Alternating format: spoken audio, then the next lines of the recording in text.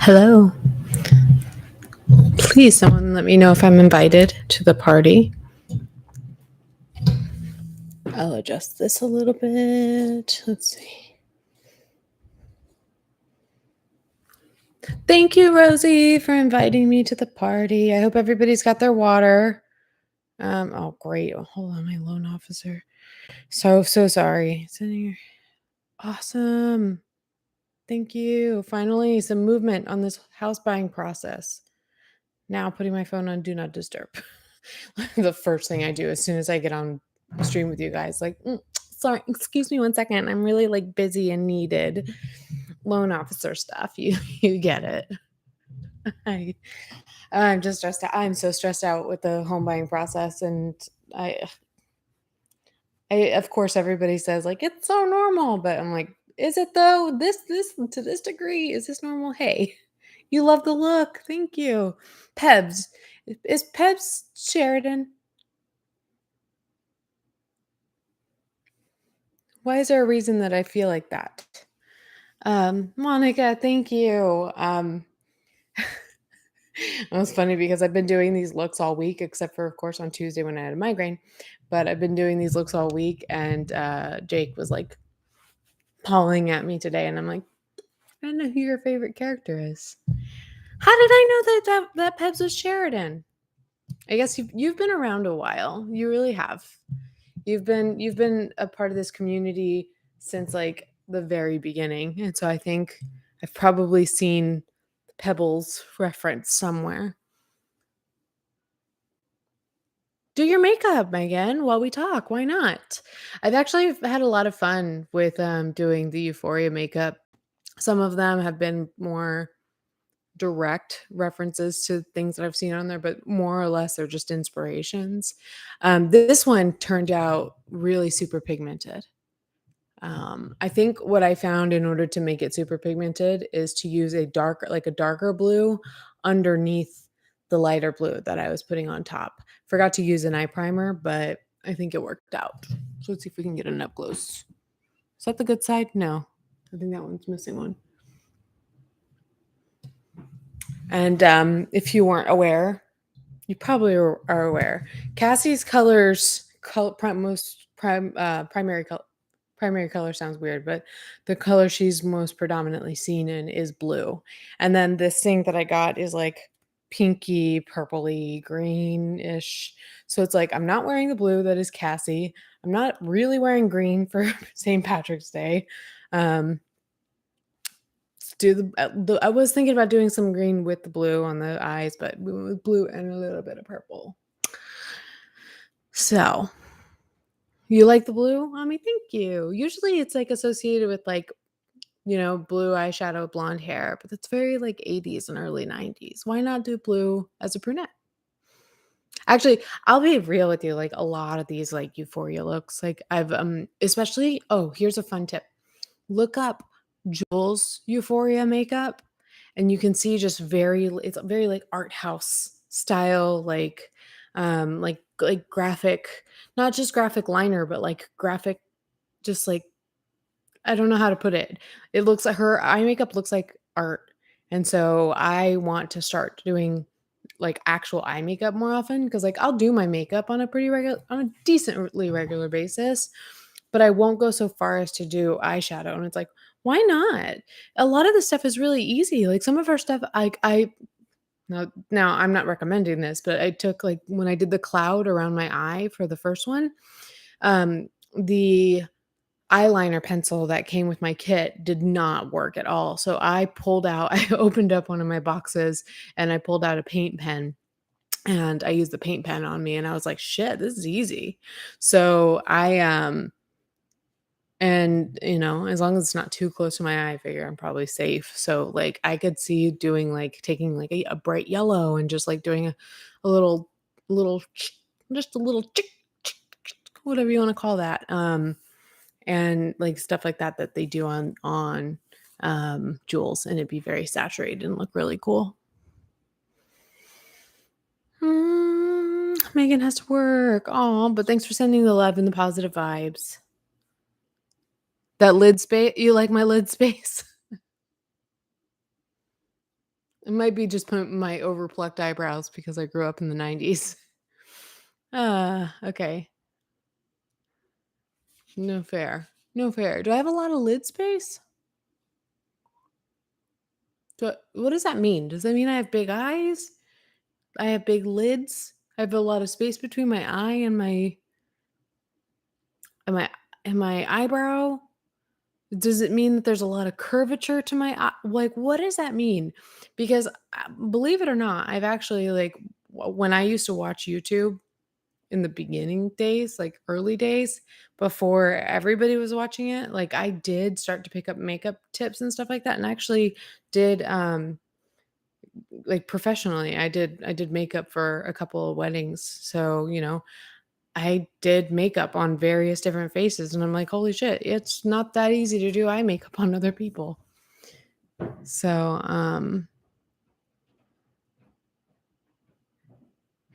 most Monica, most eyeshadow palettes say they're not meant for the eye area anyway. That's hilarious. Yeah, I mean, we probably shouldn't be putting all this shit around our like the so close to our eyes, right? So, well, let me change something here. I don't know what that was all about. Okay. Thank you for being here with me today. It means I don't have hooded eyes and your makeup shows well. Thank you. I think I understand the concept of hooded eyes. Like I've heard of, you hear about them often and like surgeries people do.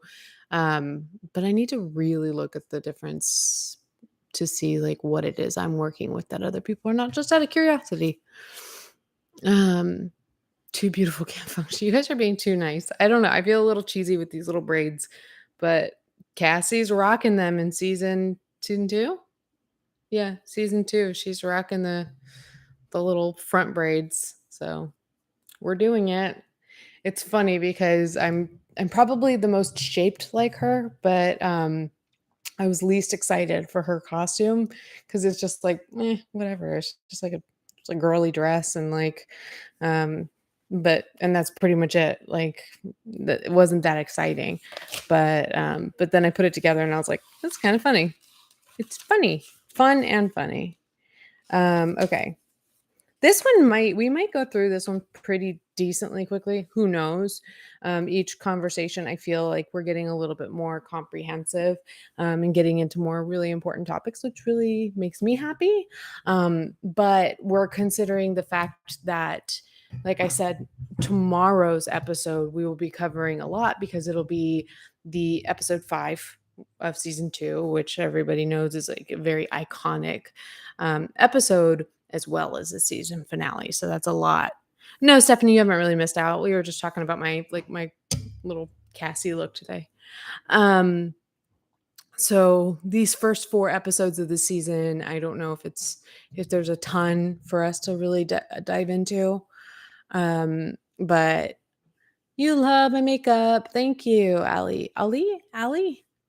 Um, Yeah, but just I do wanna say though, for those of you who were here yesterday, I loved that conversation. I had a really good time chatting with people. Even, like, people who are, like, challenging me and asking questions, just, like, being able to talk about this stuff, particularly around addiction, and you guys letting me do all my crazy math and showing you how my brain works. I very much appreciated that. So thank you. I hope you guys are getting the audio nice because it should be going through my microphone. I'm nervous these days that YouTube is lying to me. So yesterday was so good. It was such a good time. I'm so happy that some of you guys are agreeing. Yay. Yay, yay, yay, yay, yay. Okay. So we Oh, your name is Alicia too. Hold on. Rosie. Oh, Rosie and Janina, are you guys the only do I need to call on potentially more mods? Or I can mod too. There's not a ton of people here. Which I kind of feel bad because like I want to dive in and then I've noticed that like if we give it a little bit of time, then it goes up to like 40, 50 people. So I'm like, am I gonna have 40, 50 people jumping in at, like in the middle? Maybe. Maybe.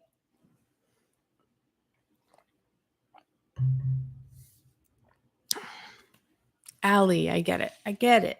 I had my friend here that lives here in Savannah, who was one of my best friends in high school. Well, he's one of my best friends now. He was one of my friends, close friends in high school. He tried to go through a period of like giving me the nickname Allie. It did not stick. Did not stick.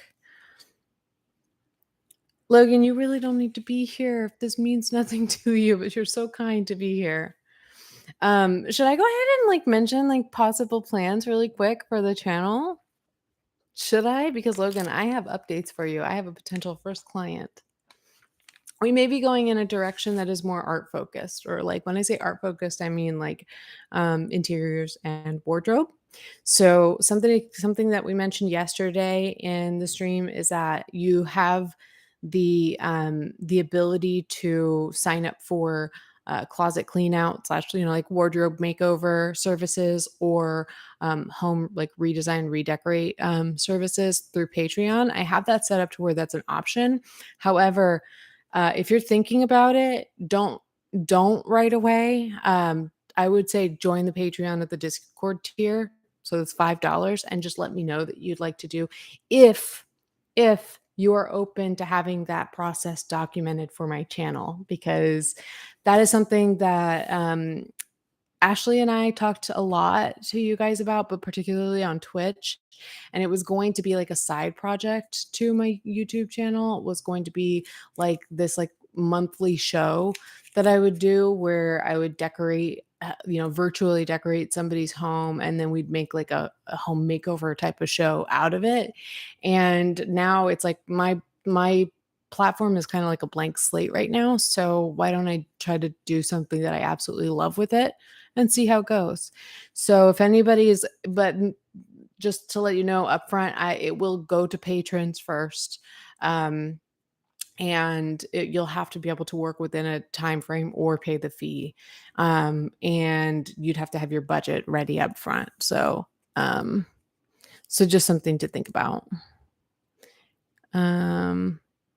Yeah, I think we're gonna do the show, Rach. So, and I've been talking to somebody up until the moment that I came in here to do this. So I was talking to somebody who's going to be potentially like the first subject, which is so exciting. It's really exciting that that's a potential like something we can do with the channel. So we can do that, and I really hope somebody lets me make over their wardrobe too, because we can. I was thinking like all the endless possibilities you could do with a wardrobe. You could be like, hey, like we're doing these Euphoria streams, somebody might be like, look, I need a wardrobe refresh.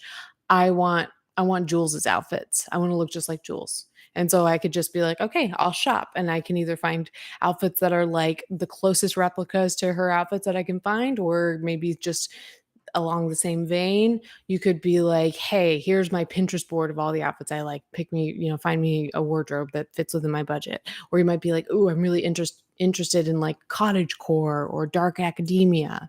So it could be really fun. It could be really fun. All you have to do is have a budget for, either redesign, whether it be wardrobe or home.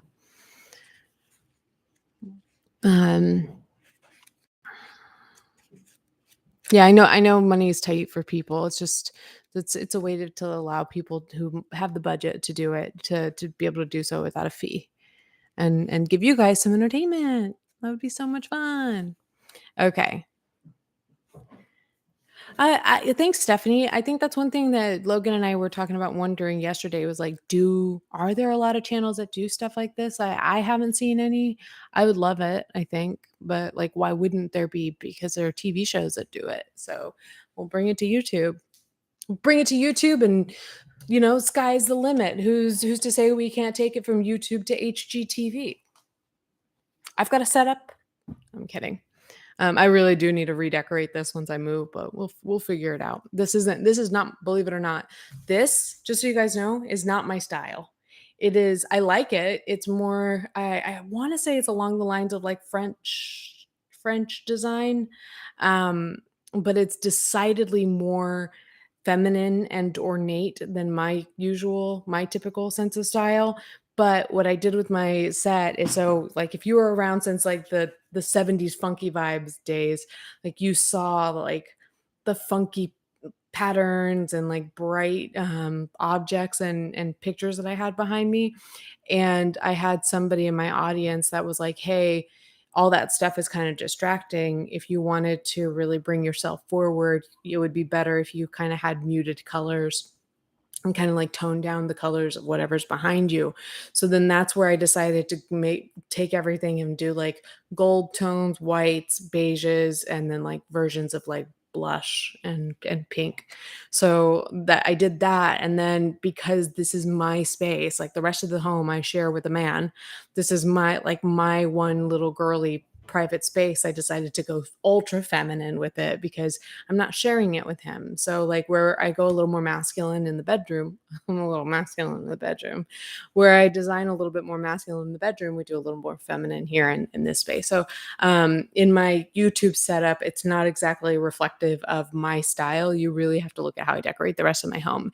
And I always tell everybody, my patrons, you've heard this a million times, but if anyone's curious, if you want to know more or less what my style, and it's changing, it's refining a little bit, but here more recently, my sense of style has been very akin to Jonathan Adler. So look up Jonathan Adler living room. That's been like my images of that when I search that have been like my biggest inspiration for the past couple of years. But I'm bringing in more vintage, like wooden pieces that are like I'm still staying mid-century. So I'm going maybe a little less Jonathan Adler and a little more true mid-century, but that's for myself. So we'll see. We'll do for you whatever you want to do. Um, any hoozle. Alexandra Gator. Yeah, I'll have to look her up too. Okay. Ooh, it's 5:48. Why don't we get to that? Save that for the cat live stream. Save what for the cat live stream? Curious. What are you talking about? When you say cat live stream, do you mean me dressing up as her? What are you telling me to say, Rosie? What are you telling me not to say? So we've started season 2 now. So we're going to look at the first 4 episodes of season 2. And what I want to do is I want to make sure that I create let me sit up a little bit more because I look so short, relaxing in this chair. I want so we had a couple of situations yesterday, not situations, but people asking questions where it's like, ooh, is that okay to ask somebody just outright? Like, ooh, that might be a little much. I do want to create a safe space in it, at least within these streams, to where people can ask me, you can ask me questions. So I'm going to go ahead and grant you permission loosely within reason. Um, oh, the more masculine in the bedroom. That's funny. Um, I'm responding. If anybody just listens to these, I know I need to upload these to Spotify. I'm responding to the chat. Um, but yes, please, if you haven't taken a moment just to like the chat or to like the stream, please do. It does help. Every little bit helps. Um, but yeah, I do within reason, of course. Like I do have the right to be like, oh, that may be too much, but I want to create a safe space where people can ask whatever questions you have about addiction, about um addiction, recovery, etc., or at least what I know of it. So if you have questions about my experience or what I know, feel free to ask. And if it's inappropriate, then I'll gently let you know. But for the most part, I can't really think of anything that would be. So let's get to it, because season 2 episode 1, I love the direction they decided to go with the first episode. Yes, just keep it respectful. Thank you, Rachel. That's pretty much the rule across the board. We're here to discuss with each other, to not to argue, not to debate, but like to discuss with each other. We can contend with one another, we can agree with one another, we can do anything along that spectrum, but as long as we're doing so respectfully and asking questions. In my opinion, you're not like, don't worry that you're subjecting me to undue emotional labor or anything like that. I've told you that this is something that I care about, and thus I am creating a space where you can ask me questions about it. So as long as you are respectful. Yes, is that's the one rule. Um, so yeah, with season 2, we we yeah, sorry, I was taking I'm moderating when I don't need to be. Cold open on Fezco's backstory. Um, so, and one of the first things that Rue says as she's narrating Fesco's backstory is that Fesco's grandma was an MFN G. And so we first see her kind of like driving around with a little kid that is Fez, a little like I estimate that he was around like 9 or 10 years old. She's driving around with him, and then like they pull up at like this strip club. She goes in. It's raunchy. Sam Levinson loves some bare boobs, but she goes to the back, and it's interesting because she's like, "Hey, mother effer," or whatever, and he's like getting serviced by one of the girls. And so he turns around and it's like full frontal, though I'm wondering how many of these are prosthetics because Euphoria does talk about the use of prosthetics in these like full frontal scenes. But anyway, that's not important. But she shoots him in each of his thighs. And I I can't tell, like, is that supposed to be Fezco's dad? Because the dude looks like he's about like 60, 55, 60 years old or so, right? He's like older, like very mobster looking, but older than Tony Soprano. So is that supposed to be Fez's dad? I mean, I guess I could ask you guys, but nobody would really like nobody knows unless you actually like heard some sort of like interview where I just don't imagine that would come up just based on how many Euphoria cast interviews I've watched. Um Jenny, and I think it's very different to ask the person than to go speaking about the person's sobriety to God knows who. Asking is good, wanting to learn is good. Asking is good. There's certain ways to ask somebody a question.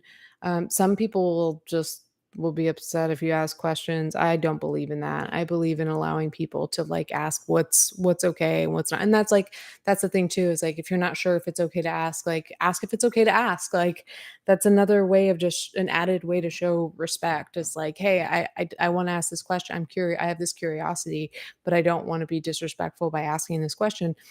Do you mind if I ask, how long you've been sober, or when was the last time you struggled with your sobriety, or like questions like that. I don't want to create a space where people feel like they're not allowed to ask questions, and then I'm gonna be like, Google it. Like, no, that's what I'm here, and I'm in some ways an educator on this stuff. Um, but yeah, to go around speculating that's a no-go. It's one thing in private conversations to be like, I think Alicia might have fallen off the wagon or whatever you want to talk about. Like, I think it's uncouth, but, like, even when like, last year when Gabby Hanna was going through a bunch of stuff, like, I made it a point with me and my community to say, "We are not going to be on Twitter or social media comments or anywhere talking about what substances we think this person may or may not be on. That's just not our place." So yeah, to speculate to the public, that's a no-go. To ask the person, or that person being me, to ask me personally, I'm pretty open. Um, so Stephanie, you took that to be Fesco's dad. I mean, that's what the story calls for, right? That's what the story seems like it's calling for, and it makes sense. It's just that the guy like looks so old. And that's not to say that he can't be, he could be 60 years old and be the father of a 9, 10-year-old kid. It's possible. So it just like, like sometimes you go, wait, this is not typical for what I normally see. So then your brain goes, and then it's not explained. So you just wonder. But I think you're right. Yeah, I do have here. Is it Fezco's dad? Fez is in the car. He's a kid. He's got a bruise on his eye. Grandma kind of touches his face very gently and says, "Hey." And she says, "I just talked to daddy." So like, like that's again to assume, right, that that's Fez's dad. She said, "Hey, I just talked to daddy. You're going to come live with grandma now." And he kind of just shakes his head and like You just know that whatever he was living through, that I you just it's so interesting because these are the people on this side of the show are the ones that lead the most, like, crime-ridden lives and lead the seediest and grittiest lives, but they just seem to be some of the best people. I don't know, I like Fez's grandma. I love how much she's able to she runs her business, and of course, it's like it probably messes up these kids in ways, but she really is just trying to give them better lives than they had with the people they were with because she's raising 2 kids. She's a grandma. My mom right now, at this point, she's a grandma. She is living her best damn life, not having to take care of anyone but a dog. And that was a dog that my brother left behind. But like, she is living her best life, and because she did her time, raising her kids, and now we've flown the nest, and she's getting to relax. Vesco's grandma did all that, and then she's doing it again. And so I think that there's a certain love I have for Fesco's grandma. Um, and the most mentally stable people. Yes and no, because they absolutely like Fez does seem like they do describe him as very chill, very calm, very measured. But then also these are people that are just like shooting people in the head and like, just like so I don't know if I can like confidently be like these are the signs of a mentally stable person. But I see what you're saying and I agree. Um yeah, I like Fesco's grandma. Where are we? So you have to at the end of the day, what you really kind of learn is that a lot of people who are in this lifestyle really kind of are born into it. It's all you know. It's a culture in and of itself. Like growing up in the mob. It's just like, yes, you can make your way out of it, but if it's all you've ever known, what part of you necessarily thinks that like you should or that, like how like so it makes sense that Fezco and Ashtray go on to kind of perpetuate the quote unquote the family business. Um, so where were we? And so they also made sure to mention that she spoke very rarely of Fesco's mother, but very positively of her, saying like she had a good heart and blah blah blah. So we don't know if she's passed away or what, or maybe just not in good shape to take care of a child. Who knows? Um, I'm assuming that's probably her daughter, probably. Um, that we noticed that Fez is good at math, and so I think this is really interesting because, like, you see how much math they do in their business, right? Like, especially is it Custer the one that's, like, that can count really fast? Because in one of the very early scenes, one of the beginning scenes, or one of the scenes in early on in the series where they're doing the deals, they're doing like here's this much of this much of this, here's this much this, and then like I think it's Custer that's like doing all the math in his head, and then he's like the total is 7,750 or something like that. I wonder if that is exactly the amount he said.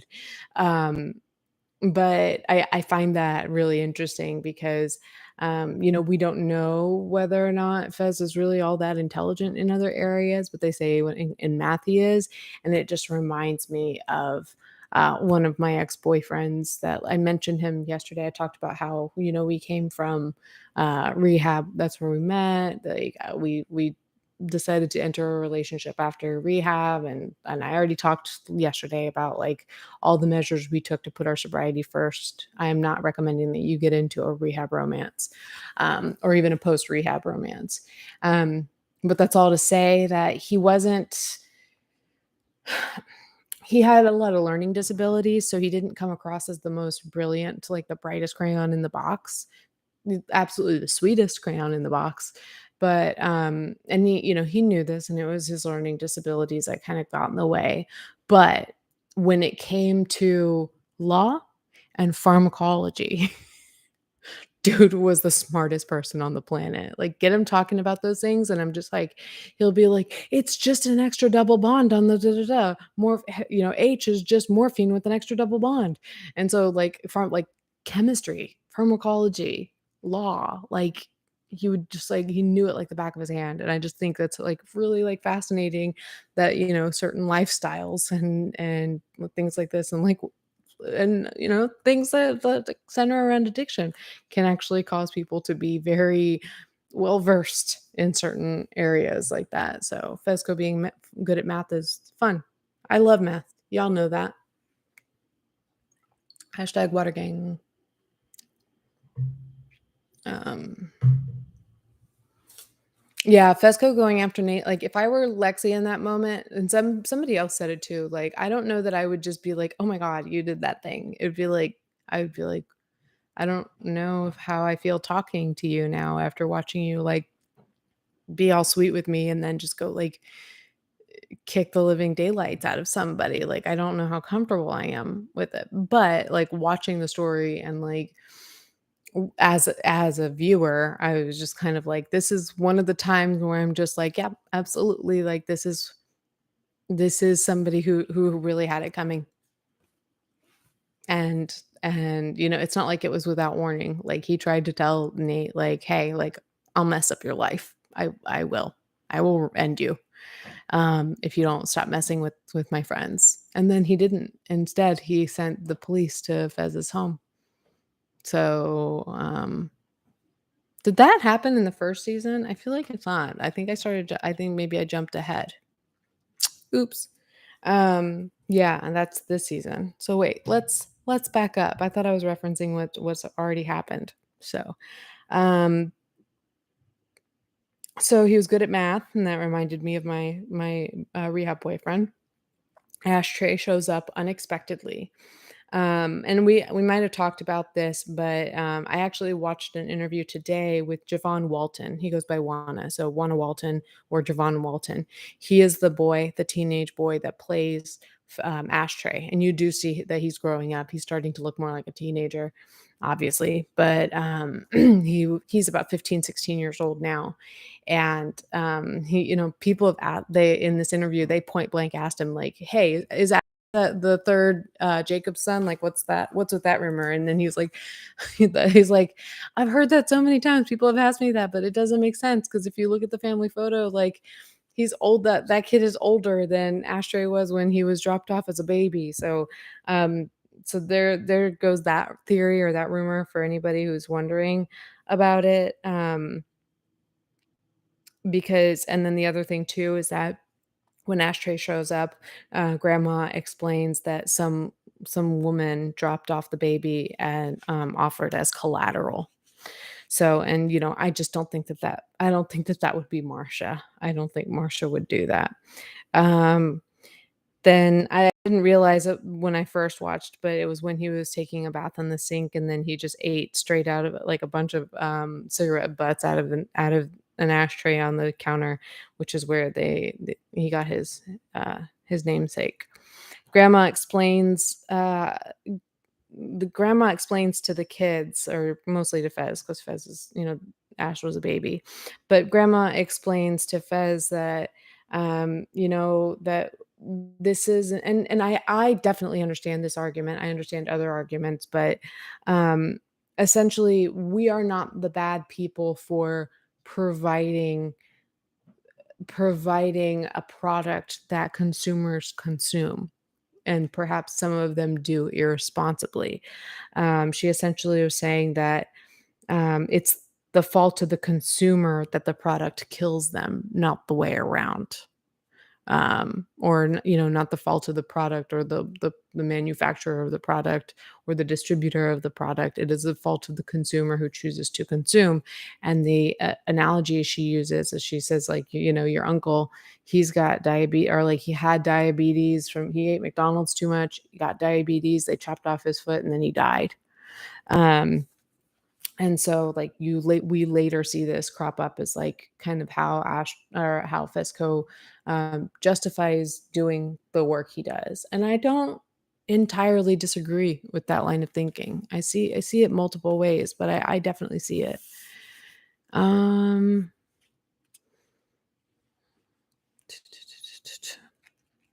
Stephanie says, "I hate vigilante justice in real life, but I love watching it fictionalized." Thank you. I have been talking a lot lately about how I am not a fan of vigilantism regulated, and people do so out of emotion, and it's oftentimes overkill. But, in stories, it's when it's written in a story, it's not coming from the same place as what happens in real life, right? It's born of ideas of a writer, and it's to serve a purpose to move a plot line forward. So I'm with you on that. Um, yeah, we also see that when grandma was, like, going up to, like, beat up some dudes that probably owed her money, Ash or Fezco, tries to stop her and ends up getting caught in the crossfire and got hit in the head by a crowbar, and that explains his, scar. You see, like, the big scar on his head. Um and then grandma fell sick one day, and Fez would end up taking over the family and the business. And so in present day, um, we see Ash is, they're dealing with Mouse and Custer, and he ends up saving Fez because I believe in this scene, Mouse shows up and has a gun, and Ashtray, I get frustrated with him sometimes because he's so trigger happy. It's funny too because because in that interview with Juana Walton, they asked him, "Who do you think the scariest character is in the show?" And he was like, "I don't wanna be that guy, but, like, I think Ashtray is the scariest character." And I was like, "Yes, Javon, yes. Ashtray, your character is the scariest. Nate is scary, but Ashtray is scarier." Is Ashtray a better person? He's a child, so we have more l leeway than with Nate, who is if he's a minor, he's like 17. But, Ashtray's motivations are different, but damn, he goes so hard, and he's just so dealing with, like, preteen emotion, just goes in too fast, too hard, too much. He does the most.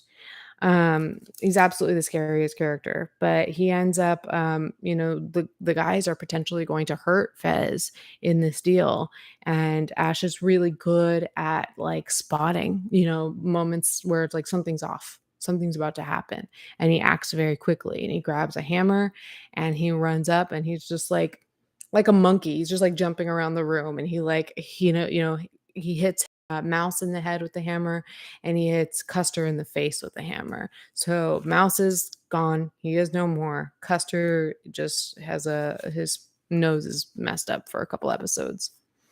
Um, and then after all that, now that I think about it, I wonder if this must be picking back up now that I think about it.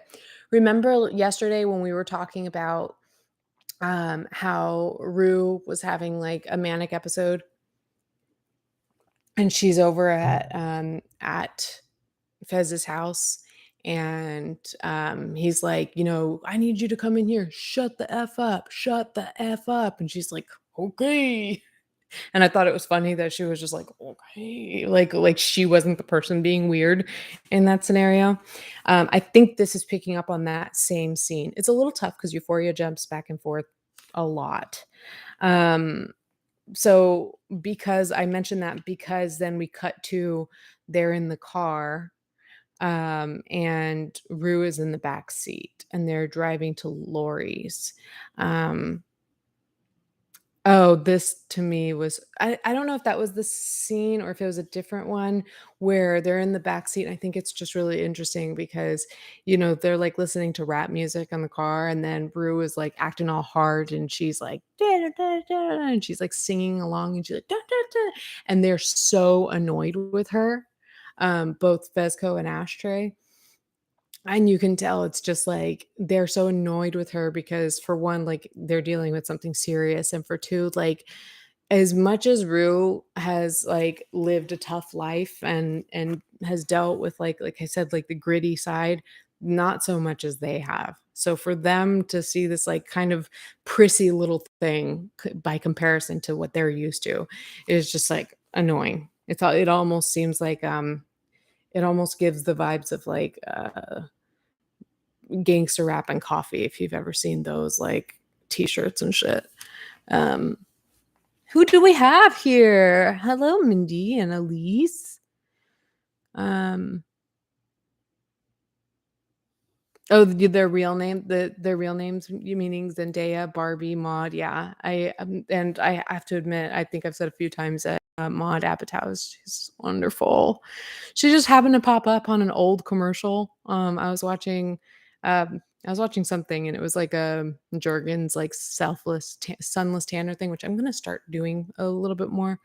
But it was a commercial with her and Leslie Mann, and it was so crazy because I had just had a dream about the Apatows, meaning Judd Apatow and Leslie Mann. Like, I think I just so badly want to be in that family, or maybe I just so badly want to be Maude Apatow, but I love her. She was a really good actress as a kid. She was like, she had personality. She's adorable. I want to look like her. I want to sound like her. I just love her. But yeah, also, but like Zendaya, Barbie, Maude, Sydney Sweeney. That just sounds cool. Angus Cloud. That like these though their names seem like made up names. You know, when you watch a movie or TV show and you're like, okay, the writer really had fun with these names because like these aren't real names. I'm trying to think of which creator made fun of the names. It would have been like a Danny Gonzalez or Curtis Connor or something like that. Like something like all the names of the characters sound like a bunch of like something like suburban moms on mushrooms or something like that. Like whatever they say become their names. But like they really do have the actual cast has really cool names. Um, Let's see. And that is interesting if we do see an upsurge in the or an uptick in the use of the name Maud because it's such an old lady name. Let's see. Where were we? So yeah, so they're driving to Laurie's. So we're coming up on that scene, and I said meet Faye, and although upon first watching I did not feel this way, I put a heart next to Faye's name. I love Faye. I love Faye for what we will see of her in this season. Um, but I wrote here because I just thought it was another really comedic moment in the show where Rue is introducing herself and she's like, "So, how's your New Year's going?" And Faye goes, "It's New Year's? I swear my boyfriend doesn't tell me anything." And she like rolls her head back like, "You need your boyfriend to tell you that it's New Year's?" I thought that was really funny. It's kind of cute for a little while, like how Faye and Custer interact. I know Jake was laughing really hard when they were showing the scene where and I'm probably jumping ahead here, but where she has to go live with Fez because she quote unquote accidentally knocked the manager over the balcony. And so like Custer's trying to shove her into the vent, like the HVAC vent, and he's like, "I love you. No, get in the vent." So ooh, thank you, Rachel. I didn't see the chat, but that was a very concerning username. Um, don't they have to register their star names on some sort of thespian listing? I wonder if their names are their birth names. Oh, interesting point. I'm pretty sure like Maud Apatow, yes. Zendaya that's a cool ass name. She's got a last name though, and I didn't know it. I didn't know it until recently. Zendaya Coleman. Um, she's like, do you remember the girl who was the friend on Lizzie McGuire, Lilane? I just remember how fascinating it was to be like a 13-year-old kid who has just their first name is a star name. Like that is a power move at like 13. Like, oh, you're gonna be 13 and you're just gonna go by your first name? Do you? That is that's some moxie, Lilane. um Where was I? Faye is apparently an adult film star. No shade. Oh, I think it's how Sam found her. Yeah. So Faye's backstory, or like the actual actress, I forgot her name. She I like that he gave her the name Faye. Like some of these names are just very like run of the mill old, like older lady names. But Faye was apparently in some adult film that was a spoof a parody of Euphoria in which she played the Jules character. And Sam saw that and liked her and wanted to bring her on. Now, there's some like people are like speculating about like the nature of it because, oftentimes the actress who plays Faye says is like, yeah, he found me on Instagram and he thought I was funny. And so he asked me to come and audition, and she is funny. But then one creator that whose video I watched made a point, and she was like, or is it that Sam Levinson likes to like boobs in order to get that shock value in order to bring some salaciousness to the show? And like, is it that he found out about this adult film that she was in and figured she would be somebody who would be willing to take off her top? I think both could be possible.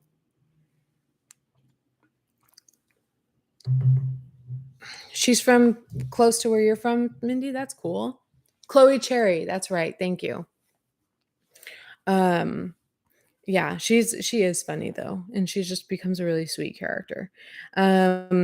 So yeah, so they all show up, and if you don't remember the scene, basically Fez and Ash try to go in and do the deal, just the two of them, and then some guys like take Rue and Faye and just kind of like chokehold them and pull them out of the car via the back windows, because they were suspicious of everybody and they weren't going to let these girls just hang out in the backseat of the car. And while they were doing that, Faye was in the process of injecting herself in like kind of the groin area with H.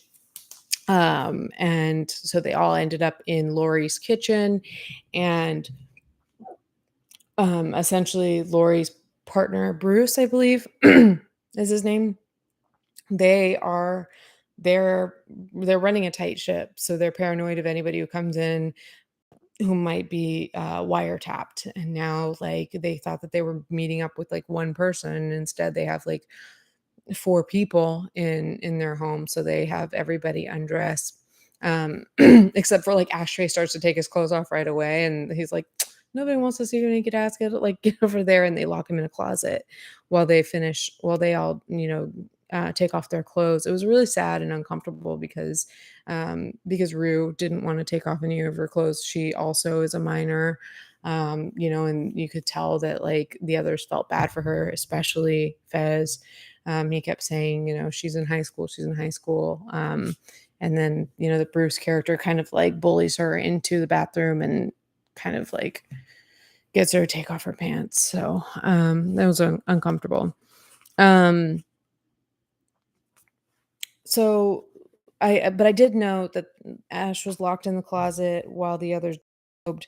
And I'll say later there are theories about scratches coming from that closet. I'll be honest with you, upon the second watch, I never noticed any scratching from the closet. So if anybody else noticed that, please let me know.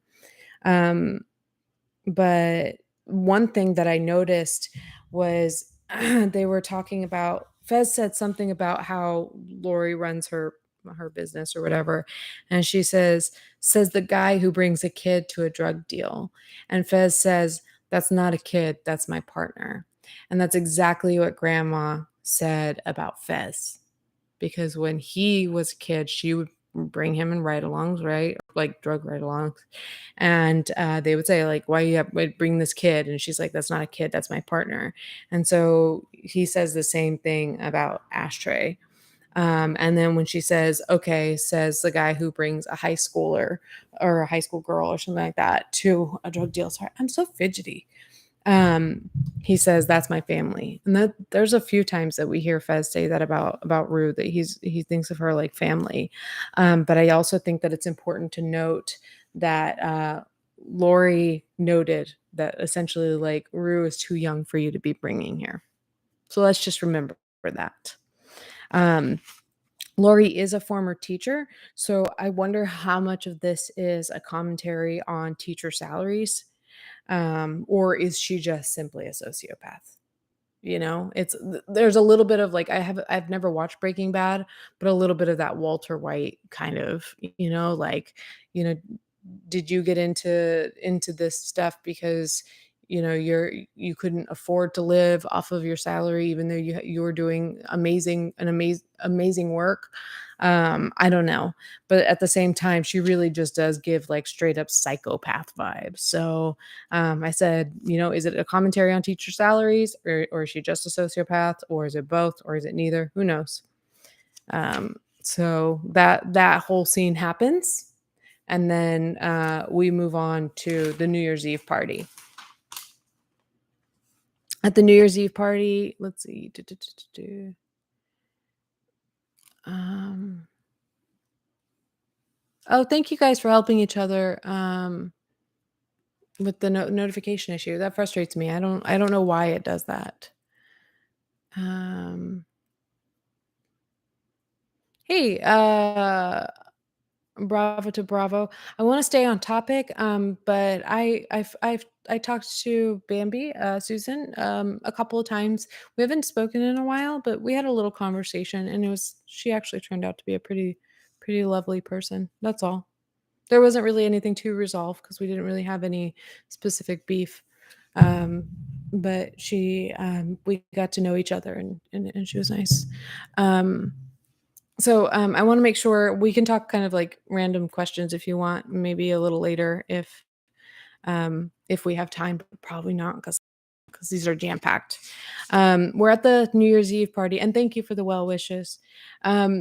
So this is where, on the way to the party, like, Lexi is uncomfortable with the fact that Cassie is drinking while she's driving. She kicks Cassie out of the car. Cassie ends up stranded at a gas station where Nate shows up. So then he picks her up, and this is like the beginning of the Nate and Cassie dynamic. He's drinking and driving really fast, and he's just really calm about it. Cassie seems a little nervous at first, and then she starts to, like, lean into it. But the way that these people just, like, they just drink while they're driving. They just have beers there in their cup holders, these Jacobs men, and then they just drive, and they're, like, going over 100 miles an hour. It's just like, you what, like, you're just asking to get pulled over, but it doesn't happen.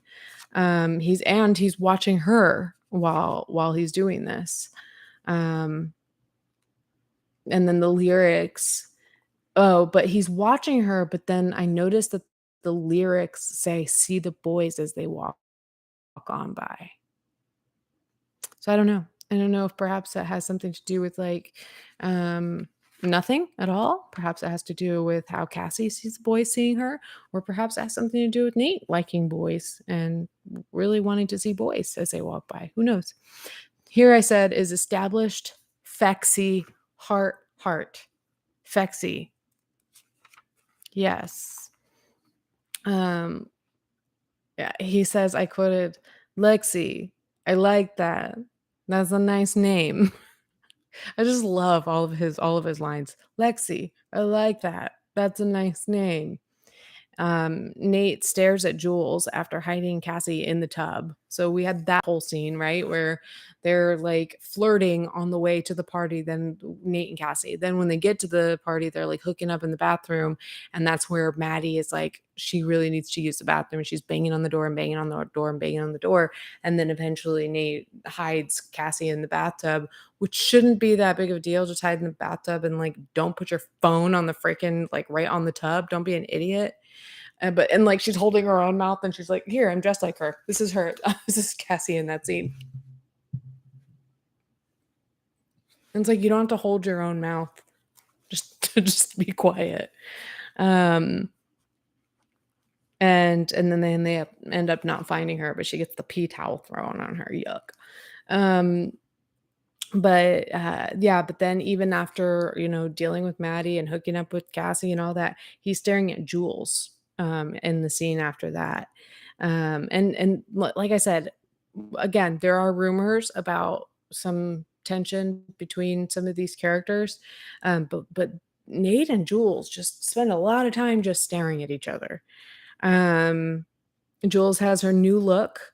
Again, we were talking about how she's kind of started to make a shift to a gender expression that's a little more androgynous. She's cut her hair at this point. She's wearing different clothes, sometimes baggier clothes. She's still got a very artsy look to her, but it's a little bit rougher. Whereas before, her everything about her aesthetic was super feminine, very like twinkles and rainbow stuff like that. And now she's just more, like I said, art house. So, um, Jen Pico says, I loved yesterday's. Wasn't sure when the next was. Glad you're doing this Euphoria deep dive, Leisha. Thank you. It means a lot to me that some of you guys appreciate that I'm doing them. So because it took a lot of it took a lot of work. So I really appreciate that. Thank you so much. Um, so let's see. We meet Elliot in at this party. He is doing substances. He is doing things in the laundry room. And of course, he does the whole thing where he pretends that he's just there to fix the washing machine, which of course is not believable at all. And I'm just realizing I watched an interview that they all like a cast interview they did over Zoom, and he had the same tattoos on his face. So is that little like apple that he has tattooed? I think that's actually his own face tat. Kids these days, I don't get it. Lots and lots of notes. Yes, Stephanie, we've got a lot of them here. Um, But yeah, in this scene, it's really like he and Rue made a connection because they were really just like the perfect people to find each other in terms of especially considering that, Fez is not as amenable to providing Rue with what she wants. Then she meets Elliot, and it's like she's like, "Hey, I'll tell you what I'm doing if you tell me what you're doing." And then they end up becoming friends that do this kind of stuff together. Um, that is real interesting. Um, and in fact, in this very scene, they do something together, and then she ends up almost losing her pulse. Like we see him do his like little like timer on his iPhone and like counting her pulse, and she almost loses it, almost loses her pulse, and then she kind of like laughs it off, and it's a little disturbing. Um, which I mean, it's a little disturbing. I say that like that, but like, how many times did I just kind of like laugh off situations where I almost like didn't make it? So it's what we do. It's what we do when we're in active addiction. Fez thinks Lexi is fearless for not believing in God. I love that scene too, where they're talking about whether or not they believe in God. She's like, "Do you believe in that there's the man in the sky who judges everything you do?" He's like, "Hell yeah, I believe in that." Like, okay. Um, and he also recites the line about, when she was like saying, "How do you justify what you do?" And he was saying, like, "My uncle got diabetes from eating too much McDonald's and then he died." And you don't see anybody like, I don't I don't see anybody. I don't remember what he was saying. Like, you don't see anybody doing something with him. And she was like, "Well, I don't think I would let the CEO of McDonald's into heaven if that were up to me." Um, mm, Lilac says, "I saw that the actors who play Elliot, Cal, and Laurie are all sober." Um, Interesting. I'm wondering if I know who else is sober. I don't know if I remember that being mentioned. That's really interesting to find out who in Hollywood is sober, especially around a show with this sort of subject matter. Congrats on 4 years, Jen. Um, Everything Fez says is cute. Absolutely. Um, Jules sees Rue and is concerned. Probably we assume because she sees and suspects that Rue is not well. Um, And then I made a note here. I said Rue's skin looks more sallow in these scenes, so I'm wondering if they did, like, actually, like, do I think they probably did more for, in terms of makeup and lighting to make her skin look just a little more, like, sallow is the best word I can use, because, when we see her when she's doing well, when she's healthy, there's a certain glow she has, and in this moment, she's lacking that glow. She's still Zendaya, she's still, like, ultimate, maximum beautiful, but her skin just looks different. Um, when typically, Adriana, when somebody says that somebody's sober, sometimes they're referring to people who just don't drink. Like, there are just some people who may or may not be addicts, but they just don't drink. But for the most part, if you ever hear me say it, it's referring to somebody who has already dealt with the struggles of addiction, and they have decided to become clean and or sober. So meaning that they are either have decided to give up their drug of choice, or whether that be alcohol or another substance, completely, completely abstinent, or substances altogether. It depends on who you're talking about, but it's typically referring to people who do actually are dealing with the disease of addiction. Um, Let's see. Rue says that this is where she keeps telling everybody she's just been smoking a little bit of weed. I've just been smoking a little bit of weed. And that's what she says to Jules, in terms of, like, why she seemed different. It's because I'm just smoking a little bit of weed. Um, and this is where she goes into her kind of her projector screen exposition, which you guys saw me dressed up as yesterday. Was that yesterday? My goodness. But she talks about, like, how to be a drug addict, like, so successfully, and, like, one of them is to come up with a cover up drug. Oh yeah, it's I think it's just two steps. It's step one, come up with a cover up drug. Step two, gaslight. Um, there is a kind of a romantic scene between Rue and Jules, and then Fez beats up Nate. And I think I already talked about this, but yeah, that Fezco is believed to be a Berber name that means brother. Yeah, we talked about that. But yeah, that's mostly where this one ended, was just Fez beating the crap out of Nate Jacobs. So we already talked about why that was. So let's move on, because I still have 3 more episodes to go through. So season 2, episode 2 is called Out of Touch. We open on Nate. Um, so we might be done with the cold opens with the backstory. No, we still haven't gone to Cal's yet. But we open on Nate beat up. He's got it says fever. Oh no, sorry, fever dreams about Cassie. Um, Lots of gratuitous sex scenes, but yeah, he's having these, like, dreams and fantasies, um and, like, like, images of her, like, pregnant, and then but then, like, Cal's around and stuff like that. So we are led to believe that Nate believes that Cassie is perhaps can, like, solve his problems, and that he can eradicate his issues, and basically live the life that Cal meant to live, but do it better, and actually, like, actually do it and not cheat on his family. But then Cal is so prevalent in these dreams. Um, the first day of school after New Year's, Rue has everything she ever wanted. At this point, she's back together with Jules, and she's on drugs.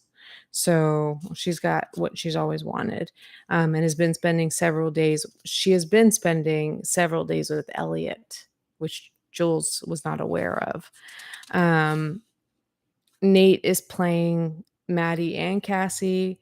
Cassie is depressed. Introduce Maddie's babysitting job. And then Kat has a dream about this like Viking. So I guess she's in like a love scene with Ethan, and he goes to the bathroom, and this like Viking guy comes through speaking Dothraki or whatever. So it's like, what is that, Game of Thrones shit? I don't know. I don't watch that show. But then they have sex. So we're starting to see Kat have these issues where she is kind of like built this system for herself that she's so empowered by all this like intense stuff around sex. And then, she meets this like genuinely sweet, nice, wonderful guy, and she can't be happy. She's, no matter what, he just does not excite her. He does not do it for her. And she will grow increasingly more depressed over this. Um, Episode 3 is Cal's backstory. What I have here. We'll get there. Let's see. And then it says, the quote that Nate says about to Cassie about like not letting anybody know what they're doing. He says, if Maddie finds out, she's going to spend the rest of her life trying to kill me, but she'll actually kill you. To Cassie. When Jules stiffs Rue, so there is a moment where I guess Jules stands her up or something like that, or is just like doesn't. I think she goes home, doesn't offer her to come with her. When Jules stiffs Rue, Rue is like whatever and just does drugs instead. And I do think, well, I think I'll talk about this a little bit later, but I do think there's a point to be made about what conflict, the role that conflict plays in active addiction, with the way that conflict with other people and active addiction really kind of like feed off of each other, and it creates this really negative, this really like exponential like loop.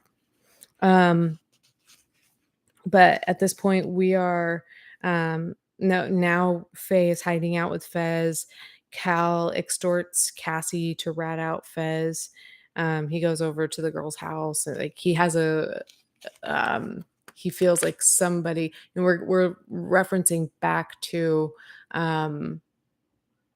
you know Nate getting, having those charges dropped that were, pinned on that Tyler guy, but then also he gets beat up, and so Cal's like, something is up, there's a reason that my son was beat up, and he's pretending that he doesn't even remember why. So he shows up at Cassie's house with all the girls, and he's like basically like threatening to blackmail them if they don't tell him what's going on. And Cassie tells him that it was Fez. And later Lexi will be like, oh my gosh, that's why you ratted out Fez. It's all because of Nate. So Lexi's history, then we go back into a little bit of Lexi's history caring for drug addicts, and she's kind of helpless at times. So it's, we see Rue doing drugs. Oh, sorry. Then we jump to another scene. Rue is at Elliot's using substances instead of being at NA. Or dinner with Jules. So I think it's interesting. I don't remember what exactly I mean when Jules stiffs Rue, because this is a moment where Rue has turned down dinner with Jules and was supposed to go to, but is not there. David asks Jules if Rue is a good influence, and Jules can't answer that. Rue and Elliot are talking about why they do the substances they do, and why, we play with the idea of wondering whether or not Elliot too is an addict. I think the answer, which we can't know, like it's a self-diagnosable thing. You can't really just say like for sure so and so's an addict. But I think, speculating only because this is a character and not a real person, I think that he is, but just much higher functioning than Rue is, or other people in the show. Or Sue is an example of somebody who is high functioning. Where am I? So talking about like why they do it, and Elliot says, I feel like everybody is just looking for a cause and effect. And I wrote exactly. And I think I've talked about this, but this goes back to, that how I said, at times addicts will sit down and will pick apart, like, like Rue said, like, I was born 3 days after 9/11. Then I lived through this and I lived through that and I lost my dad and blah, blah, blah. We will do these things where we sit down and we pick apart all the reasons that we do the things we do. And then sometimes we're just like, maybe I just had some sort of predisposition to this. And so once I was introduced to this opportunity introduced me to the substance, and now the monster that was always, we don't know, was that monster always living inside me or not? We don't know. But sometimes you get to the point where you're just like, I don't know. I'm an addict because I'm an addict. And I think that's exactly what Elliot is talking about when he says everybody's always looking for an effect. We don't necessarily know what the cause is. We just know what the treatment is. So again, Kat's depressed, and it's this kind of comical scene where she's surrounded by basically all these like various different types of influencers that, like, she's very sad and depressed, and like they're all like yelling at her to love herself. And they're all I put all brands of girl boss influencers. And I think that that's because like Kat is kind of, she's not an influencer, but she has such a strong online presence that she kind of functions as one. And so like, and her online work has so much, is so much predicated on her sense of confidence and having it together and all of that, that now that she doesn't feel that, it is kind of that influencer, like, why don't you love yourself thing, that influencers feed and are fed. And she's like, and it's not working because she can't just make herself love herself. She's actually in a depression. Rue goes to NA. She is intoxicated. She uses the she uses the ADA chair, that goes up the stairs, and sees Ali at the top of the stairs, and he's like, I see you're still on your suicide mission. Um, and then after that, we see Cal comes to Fez's store. And so at this point, we're starting to see him trying to like intimidate Fez. Ali gives Rue a ride home from the meeting, even though she had her bike. He says, I don't know if you should be behind handlebars right now. And then once he takes her home, he insists upon coming inside and meeting her mom. So that was kind of a slick move on his part, but also really the only options he had was to give her a ride home, because you can get a DUI, if I'm not mistaken, for riding a bike intoxicated. And you absolutely can cause harm to yourself. She's got all these rules about not drinking and riding her bike because of like all the time she's like run into walls and stuff. So, he gives her a ride home, but then he insists upon meeting her mom because he's, like, she's a 17-year-old girl. He's old enough to be her dad. Why is this older man giving you a ride home? So he wanted to meet Leslie to let her know, like, I am Ali, I am her sponsor, blah, blah, blah. And Leslie asks if she's doing okay. And he gives a pretty diplomatic answer in saying that she's got a long way to go. And so did he at that age. Fez hears a thud, and grabs a gun, and he finds that Faye had just fallen. And so he picks her up, he puts her in bed, puts a blanket on her because he's so sweet. And why Cal asks Nate, why Fez beat him up? And Nate eventually tells him that it's because he's sticking up for him. So that's episode 2. There you go. It says H. Woods. It does happen. So where are we now? Where are we now when you need us? Ruminations, Big and Little Bullies, which is bullies is spelled wrong, but these titles don't really do it for me. But yeah, that's season 2, episode 3. This is the cold open on Cal's backstory. Love this whole scene, like this whole portion. We see that Cal has a best friend who I also kind of list as a first love, Derek. They're kind of inseparable. They do things together, like they're both on the wrestling team, so they love to wrestle together. They get like milkshakes together. They go in on rides in Cal's Jeep together. They're just like very much like best friends, and also in love, very similar to the relationship that Jules and Rue have, like best friends, but also in love with one another very clearly. Um, and then he meets Marcia and finds Marcia to be very like sexually forward. Um, they're but then so they're kind of caught up, and then Derek has a girlfriend, so there's like they're spending time as couples. But then Derek and Cal, when they do have one of the last opportunities to spend time together before they go off to college, they end up at a bar on a rainy night. They're in the Jeep, so they're being rained on, so they like kind of seek shelter in this bar, but it's as far as I understand, a gay bar where they don't card apparently, and so they're able to drink, they're dancing, they end up kissing on the dance floor and have this whole scene, which later it's alluded to that they do more, but that's what we see. And then basically next, we don't know if it's the next day, but the next scene we see, he's on the phone with Marcia, and the implication is that she's pregnant, and she's taken 3 different tests to show.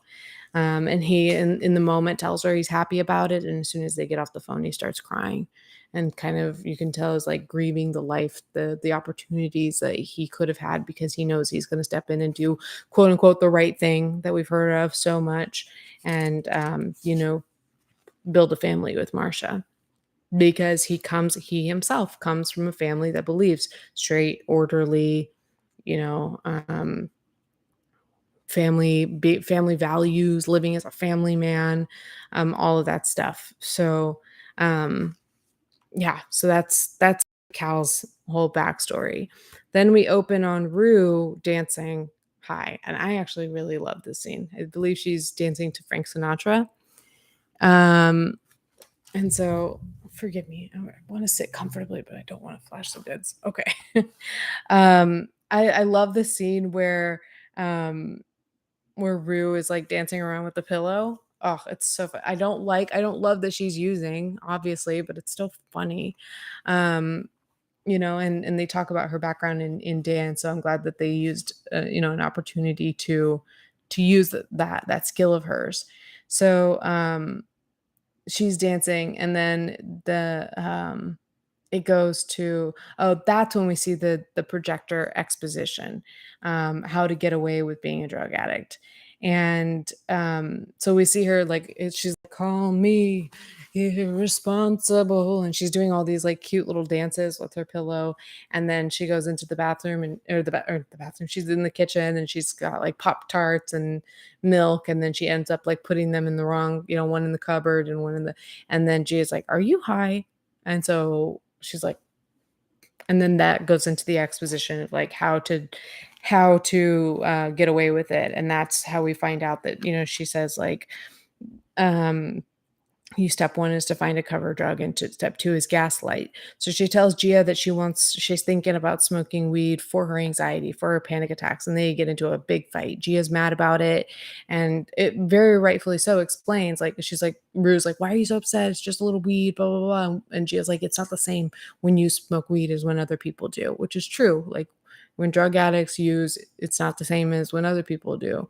So we become concerned, just the same way that some people become very concerned if a drug addict who gets clean is drinking. Like, you're not, it's not when you do substances is when other people do. So people have varying opinions on stuff like that, stuff like weed, but I think Gia is well within her rights to be upset. And then Rue, like, first is angry with her and is like, it was just an idea. I wasn't even going to do it. Or like, fine, I won't do it. It was just an idea. Now you're already mad at me, blah, blah, blah. And then kind of like turns on, amps up the pity by saying like, I just have such bad anxiety all the time that I just like, I want something to help with my panic attacks. And then Gia kind of like just goes along with it and is like, "Just promise me that it won't be anything more." And then, of course, because she's an addict, she says, "I promise." And that's the part that sucks is because, like, one thing about me is that, like, it is so difficult for me to lie. It is so difficult for me to lie. It's so rare for me to lie because I'm so uncomfortable with it. But when you are in active addiction, your brain is telling you that you are going to die if you don't get your fix. And so in those moments, you will swear on whoever's grave. You will make promises that you know you're not going to keep, that you know you've already broken, stuff like that. So this happens in this moment where um she promises Gia. Um, so that's sad. I want to take a moment because that really is a true, like, something that happens in addiction. Um, wait, Stephanie says that was a moment I thought, wait, Cal is a better partner than McKay. Oh, with pregnancy thing. See, and that's where I disagree. Of course, like I said, I don't vilify McKay so much for being honest. I think that the fact that Cal was not honest really fucked up his family. Like, he didn't need to do what he did.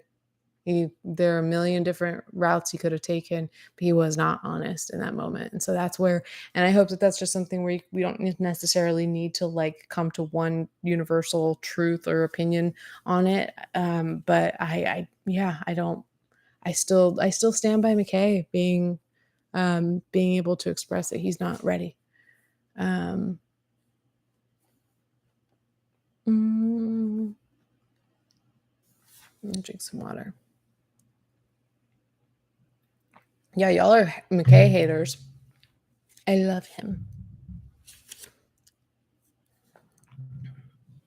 Um,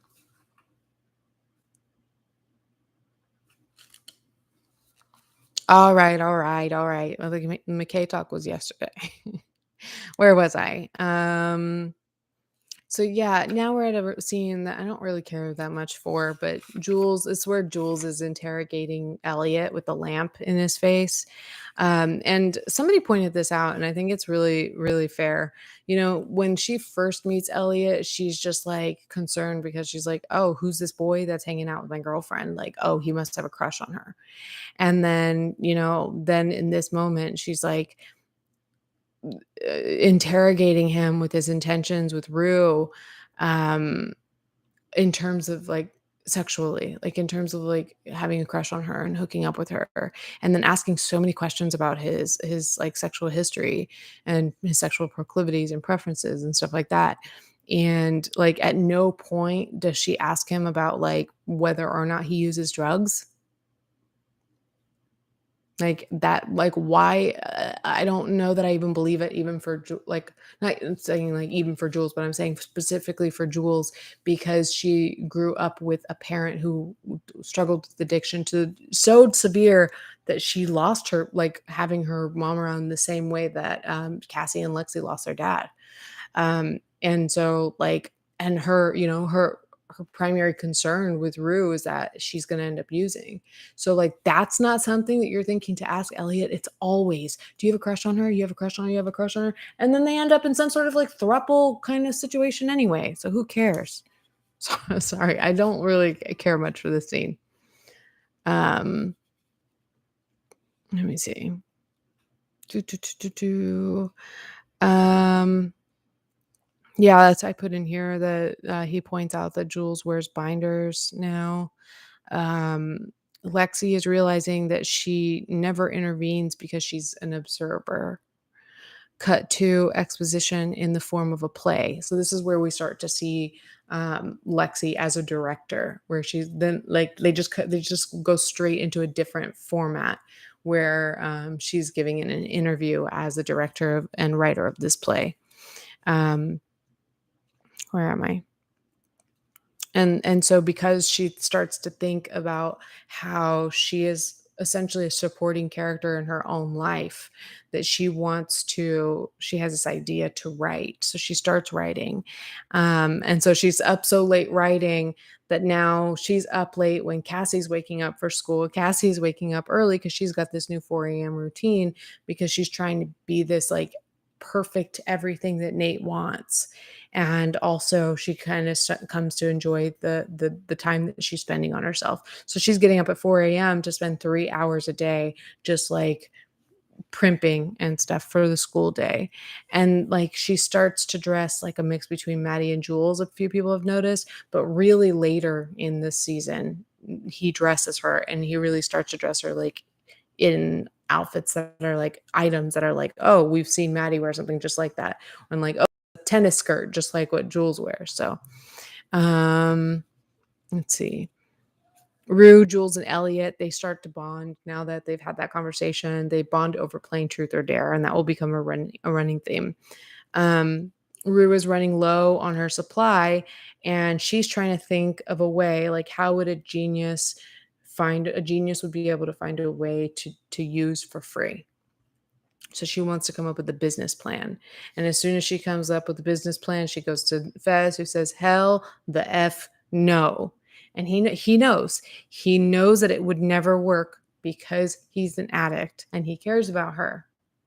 But even if he didn't care about her, he knows she's an addict. It would never work. So she tells her business idea to Elliot, and he says, that's a good ass plan. Well, of course, Elliot's one of her. So she has this plan that we know that is gonna that plan. We'll get there. Cassie imagines breaking down. Oh, I think this is where they're in the bathroom saying that she looks like she's in the play Oklahoma, and then she's like imagines just breaking down and telling everyone that she's in love with Nate and that they're hooking up. But she doesn't, and they continue to hook up in secret. Rue presents her quote unquote business opportunity to Laurie. So she's at Laurie's. Cal parks outside of Fez's house. Ashtray beats him up with the butt of a gun, drags him inside. He thinks that Fez has the disc. So it's not just about, you beat up my son. It's him because Nate explained to him, like, I got beat up because I was trying to protect you because blah, blah, blah. These people you did this thing with these people and now people are finding out. Da, da, da, da, da. So he thinks that Fez is in on this whole disc situation. Fez doesn't care. Fez just doesn't want Nate messing with Jules or Rue. And so there's like this misunderstanding where Cal thinks that like Fez must have this disc. And it's funny because he's like, they're going back and forth trying to understand each other. And he was like, my son. And then Fez says, your son, the one that's in love with Jewel? There you go. There you go. Jules tells Elliot she doesn't trust him. She asks if he has a crush on Rue.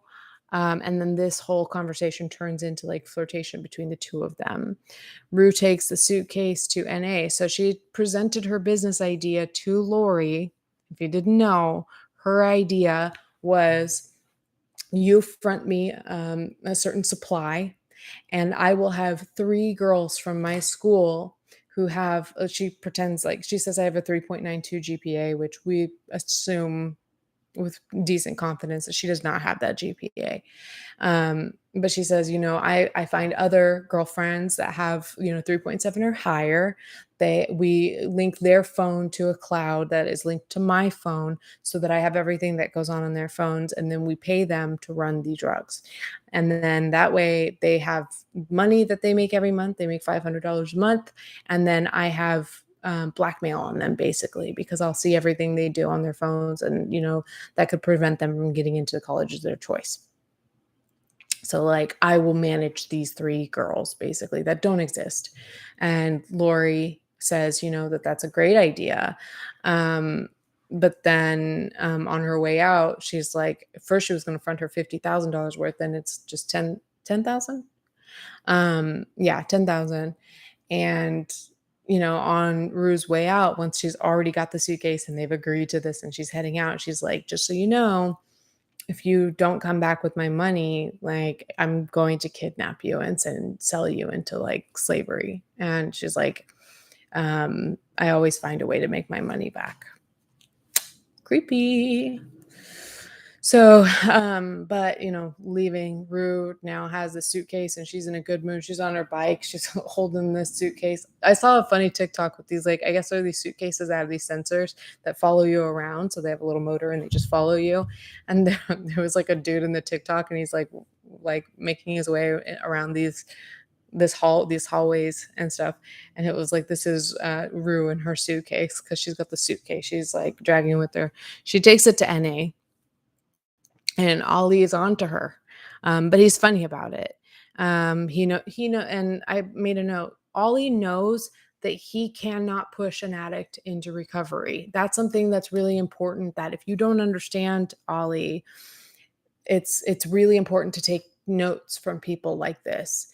You know, people like Leslie, people like even Jules, people that care will try to force the addict into recovery, force them to go to rehab, force them to go to meetings, like find ways of pressuring and forcing them to go. And they're not wrong for doing that. Like what else can you do? But notice that Ollie understands how this works. And he knows that you cannot really you can be an influence in a person's life. You can give them little nuggets of wisdom here and there, but you're really not going to make them sit down, pay attention to what the program is and what they need to do until they are ready. So to note when we continually see this with us, he'll point out he's got a no bullshit approach in that he points out he knows when Rue's up to something. He knows when she's doing something, but he's not going to push her to stop until she's ready. That's why he keeps saying, like, you let me know once you're done. And I've heard other people who are sponsors in AA say things like that they just tell their sponsees, if their sponsees relapse, they're just like, hey, call me when you're done. Like you've got some stuff that you need to go out and finish doing. And they've even said, you really seem like you have to go finish doing what you were doing. Call me when you're done. And that's kind of how Ollie is with his approach. Laurie is a really scary character. On the note of like who's scary, her or Ashtray. Laurie is like scary movie scary. She's like scary movie, horror movie scary. Yeah, same H Woods. Like, I don't think it's necessarily bad. Like getting a chance to like go into rehab, especially for minors, it's like, what can you do? Like for I know that for some parents and from personal experience, like getting your child into rehab, if nothing else, gives you 4-week reprieve where you don't have to spend every single day of your life terrified for your child's life because you know that your child is being kept alive and off drugs or alcohol for that time period. And it does give them a moment to allow their brains to, to flush and their bodies to detox off of these drugs and get some education around it. So I don't think it's for nothing. But it's not going to last until the person, like I said, pulls all their pieces together and really decides to do it for them. So he knows. So going back to Ali, he can't push. He knows that he can't push an addict into recovery until she's ready. And then in this scene, Rue insults Ali as a father, because we don't know unless you watch the special, but Ali confided some things in her about like, some of the things that he did before he got clean, things he's not proud of, things that are bad. And she kind of alludes to that in order to get under his skin, and he snaps. And I think this is a super important moment in the series because there's just so much here. It goes to show, for one, how cruel addicts can be when they are in active addiction and when they are trying to service their addiction, when they are trying to have access to their addiction. They can be cruel and mean. I don't know the things that I said, but I remember my dad telling me that I was a mean drunk. And but also we see Ali as this like very just like steadfast, calm, gentle, like I said, no BS, but still very gentle and steady kind of person. And in this moment, we see him actually triggered and he gets emotional and he kind of loses his shit for a moment. And I think it's important to know that because with old timers, it's real. You know what? Actually, I just realized Ollie almost has. Um, have you ever heard of is it the mystical black person trope? The mystical black character trope, I think it's called, where you have like a black character in a piece of media like film, TV, and they just seem to have this like magic about them. They've got like all the wisdom in the world, like every character that Morgan Freeman plays, Will Smith in The Legend of Bagger Vance. He almost kind of gives off that kind of vibe. I hope that's he just happens to be a good representation of a sponsor. And, does Rue need a black sponsor? Not necessarily, but perhaps I don't know. Maybe there, when you see how sponsors and sponsees kind of match up, there is often some sort of commonality that they connect upon. So I hope that it's not just the trope, is what my point. The Well, I wasn't gonna say it, Abe. I wasn't gonna say it the way you just said it, but yeah, that's they've called it that in Key and Peele. Um, I'm just saying I hope that it's not a trope. I hope that it's seemingly for a reason that Ali is this kind of person. But the point is, we have a tendency sometimes to look at old timers and think that they are and should be perfect. And in fact, I've recently talked about myself, like somebody accusing me of relapsing because I had a moment where I had a meltdown and I cried. And we can look at old timers, and at this point, I'm just about an old timer. I'm almost at 10 years, but and forget that there's still people who are still flawed and don't get everything right. And he has a moment where he's vulnerable and he snaps, he gets angry, and it shows, and it kind of really humanizes him in that moment. Um, Rosie doesn't love Ali, but you do love the actor that plays him, so that's something. Um, she goes on she goes home. She lies to her mom, to Leslie, about the suit. She's wearing Leslie's suit. She says she's borrowed it. She's auditioning for Lexi's play. She's just lying and lying. And then in that moment where she's like, "Yeah, I borrowed it. I'm in Lexi's play." Leslie's on the phone and she's like, "Yeah, I think she's doing really well." And so like Rue's plan is working for now.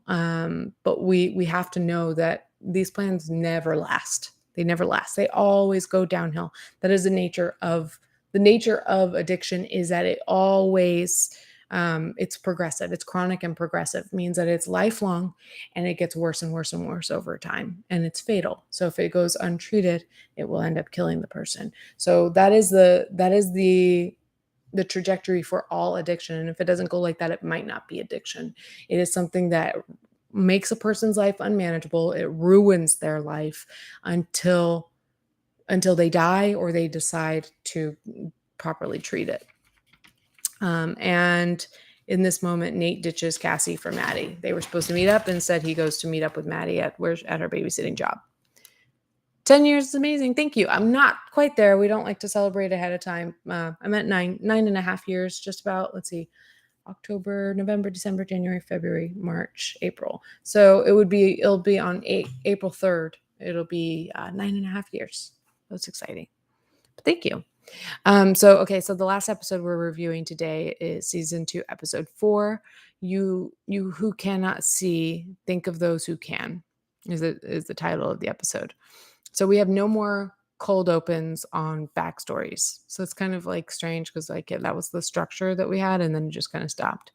But we open up on a kind of like a sex scene between Jules and Rue, as well as like a montage of famous couples.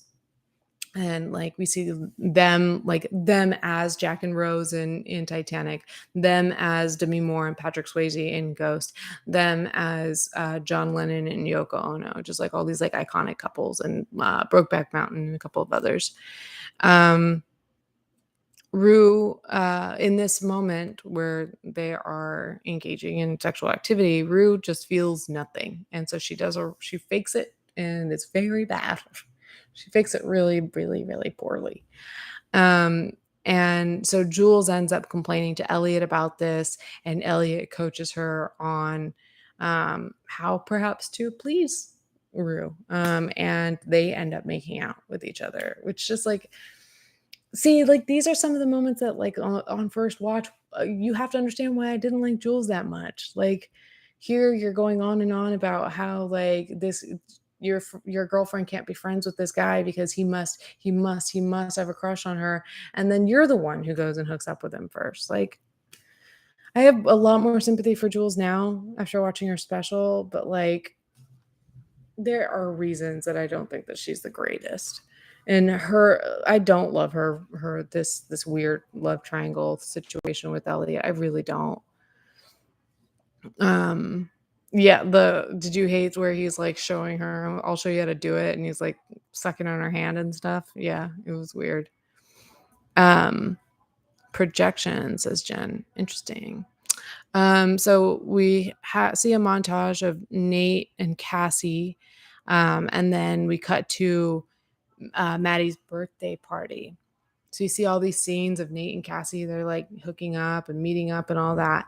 And now we're at Maddie's birthday party, which is at Cassie's house. Um, we also hear Nate telling Maddie that he still loves her. And then Nate and Cassie have a fight about it. And in this scene, like, Cassie's like, yeah, you know, Maddie's crazy, but I'm crazier. And he's like, that's not something to be proud about. And she's really trying to like puff up her chest and show that, like, almost fight him into like being better to her. And it's like, girl, this ain't gonna work. It's just not gonna work. Um, so I said the second time watching, I really don't like Cassie. This is a moment I was like, I don't like Cassie at all. I said here, she has no agency except that she does. And so she acts as if she has no agency over her life, even though she has all the control in the world.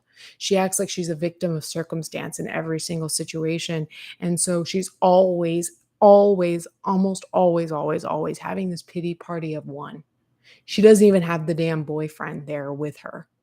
Like, he's off talking to Maddie when he's not talking to her. And it's just her by herself crying all the time, just crying, crying, crying. Search Cassie Euphoria. Like, certain things will show up, like uh, outfits, makeup, crying is one of the top results. She's always crying. And um, I mean, there's a part of me that can flex some compassion and be like, yeah, it's because she's dealing with this, that, and the other.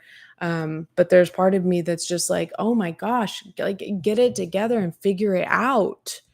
You know, like, maybe perhaps like you're never going to feel good about this because that guy has been enmeshed in a relationship with your best friend for however many years. Like, like, if you're going to do the shitty thing, do it, and do it with some ounce of dignity. Like, actually own your actions. Own your actions. If they're bad, but you're going to do it anyway, then own it and back up why you're doing it and know why you're doing it. If you're just going to do it and then cry and then keep it a secret, and then when people find out, you're like so sad, like, no. Nope. So Cal is drunk. He's going for a drive. Again, we have these Jacobs men drinking and driving. Rue and Jules and Elliot are becoming, oh, I said that they're becoming kind of like a throuple, like a love triangle situation. Rue leaves, like, they all hang out, and then like Rue will go to the bathroom and then like do something in there. And then like Elliot goes in after her. And then he picks up a solo cup that's there and sees that she had left like a line of something there, which to me is a little precarious because like Jules just as easily could have gone into the bathroom after her. But okay. But he sees it, and then whatever that is, he blows it. He blows it away. So I think that this is a sign that like you see that he's a little more in control of his own issues with substances, and he's becoming concerned about Ruse. However, however, then they come up with this bright idea that they're gonna go, and then he's all concerned, and then they decide that they're gonna go steal liquor. What? So they do that. They go to some store. They actually steal like a case of White Claws, and then okay, then we cut to Maddie is is gives realistic but sensitive advice to Kat. I don't remember exactly what that's about, but I think the second time I watched the show, I was like really paying attention to the moments where I appreciated Maddie. Um, I think it's probably her. Yeah, I think she's giving advice about Ethan and just saying like, like basically what you're going through is just so normal and so common, and like we know what we're supposed to want, but that doesn't necessarily mean that that is what we want. Because she knows from experience. Yes, about Ethan. Um, where was I? Cal is driving fast. He's weaving. I said Rue is drinking, and others are concerned. And then for both of these notes, I went, I don't understand people. That's a note I made. Rue is drinking, and then Elliot and Jules are so concerned. This irritates the hell out of me. Rue says to Jules, well, Jules is like, why are you drinking? Well, you shouldn't be drinking. You shouldn't be drinking. Yeah, well, maybe you guys shouldn't have picked this activity. I agree she shouldn't be drinking, but I wouldn't be like, let's go steal liquor. But then, like, why are you doing it? Like, no. Ugh, irritates me. Um, but then in this moment where they're kind of having this argument about like, why are you drinking? It's like, well, you are too. Da da da. Rue says to Jules, I can't effing stand you.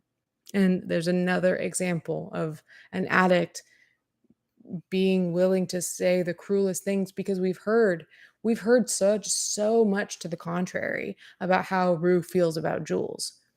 Rue's feelings on Jules are like, remember, there's nothing you could do to upset me. Remember that? She said that. There's nothing Jules could do to upset me. I don't know if I said that wrong. And now she's saying I can't freaking stand you. And Cassie is drunk in her sexy swimsuit, acting a mess around Maddie and Nate. Cal returns to the bar where he and Derek went that one time. And then there's a scene where Cal and Cassie are both like drinking and sad and dancing alone, listening to Sinead O'Connor. Someone joins Cal, and he kind of sees/imagines Derek and says, I thought I lost you. Rue gets out of the car on the highway. So this is where remember I kind of put a pin in this concept of conflict and addicts, how that feeds each other. So, she's having this argument with Jules, like about having a drink in the car, and Elliot just kind of being like concerned, we don't know what to do. She's like, let me out, let me out, let me out. She gets out of the car and then makes her way into her bedroom through her window. She falls into her bedroom, and then she opens up the suitcase. And I made a note. This is really important. Hold on. So I want to take a moment, check in with the chat. Everyone just sucks here. Yeah, really.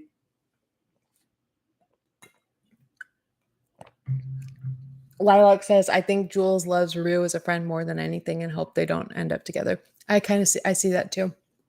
I've always thought that there were times where I wondered if the romance was totally made up in Rue's mind as the whole unreliable narrator thing. But I think that she sees Rue as a friend. See, here's something to note too, and this is important that you find out through the specials. We talked before about Jules wanting to conquer femininity. and how so many reports and articles and all that say that Jules goes through this change because before she was dressing for men, and we said no, she wasn't dressing for men, she was dressing for women. She was dressing for men and women. The point is that she's not dressing for herself. She's not, her gender expression wasn't necessarily a reflection of who she was or wanted to be, but just her idea of femininity. And her, she said, because when you walk into a room, girls will size you up. And so many of us in the chat were like, yep, we know that's true. That's true. It's true. So when she met Rue, when Rue saw Jules for the first time, it was like love at first sight. She just looked like she was the embodiment of what drugs feel like in a person. That was Jules. And so when she met Jules, that was such a replacement, possible replacement, same intoxication, all of that. So we know why Rue is so madly in love with Jules. Jules says, and if you're a patron, we'll talk more about these specials on Sunday. But when Jules meets Rue, Rue looks at her in a way that other girls do not. And that's what hooked Jules.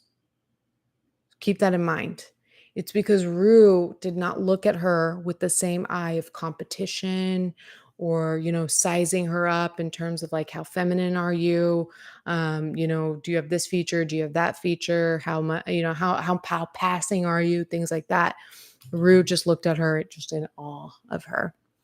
And that's what Jules fell in love with, was the way that she made her feel different from any other girl, has made her feel.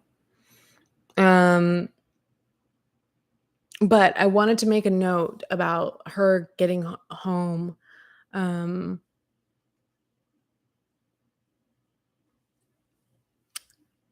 Her getting home. Rue gets home and she's angry at this point. She's angry with Jules, and it didn't necessarily need to be a big fight. Like, she could have just been like, "Okay, fine, I'm not going to drink," and she's doing drugs in the bathroom anyway. Like, it didn't necessarily need to happen, but I believe it's possible that she egged on this fight a little bit more than necessary. And this is, I put a star because I put stars next to like things that where I'm speaking from personal experience. And I wrote that feeling of being in a fight with a loved one. And it makes the anger that you feel, it makes using or drinking feel justified. So, it's a lot easier to like sneak a drink or sneak, a drug when you're like, fuck that other person. Like, they don't know. They're trying to tell me, control me, blah, blah, blah. No, I'm going to do what I want and I'm going to do this. It's a lot easier to do those things and not feel guilty when you're angry at the person that you would normally make you feel guilty for doing it. And so it creates this separation between people. Drugs and addiction isolates you from the people you love. And this is one of the ways it does it, is by driving a wedge between you, because the more that wedge is there, the less you have to consider the other person's feelings because you're mad at them anyway. And I think that's what's happening in this moment. She's feeling angry and victimized. And so that like angry victimization kind of yields itself to like absolution and like entitlement to the actual substance. So that happened. I think that was a really important thing to note. Nate and Maddie fight about both saying they're not together. It's so stupid in the hot tub when Kat asks if they're together, and then they both say no. And then Maddie's like, why did you say no? And he's like, you said no. And she's like, yeah, but that's different when I say it. You said it. So it's like a really dumb fight that they're having. But like the whole time, Maddie's mad, Kat's defending her, um, accusing Nate of gaslighting.